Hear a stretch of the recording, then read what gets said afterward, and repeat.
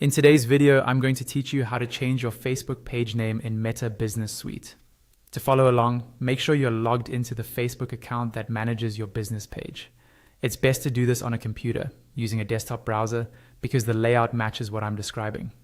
First, open Meta Business Suite.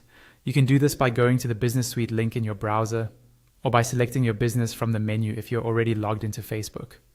Once it loads, you should see your business dashboard with options like Home, Content, and more. Next, look for the Settings option. This is usually located in the left-hand sidebar towards the bottom. Click on Settings to open the main configuration area for your business. This is where you control things like permissions, business details, and page information.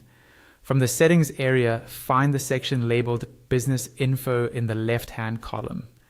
Click on Business Info. This page contains the core details about your business account, including the current business name that is connected to your Facebook page.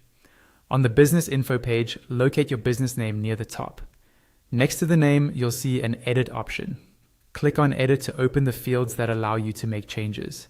If you don't see Edit, double check that you have the right permissions on the account, because only certain roles can make these changes.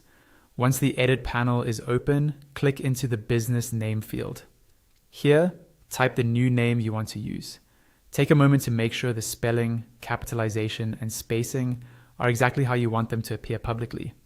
It's also a good idea to make sure the new name follows Facebook's page name guidelines, avoiding things like excessive symbols or misleading wording, because that can cause your request to be rejected.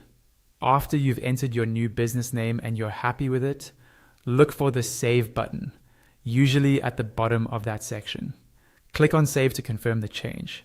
In some cases, Facebook may review the name change, so it might not update instantly. Just give it a bit of time and then refresh your business suite or your public page to see the new name applied. And that's it.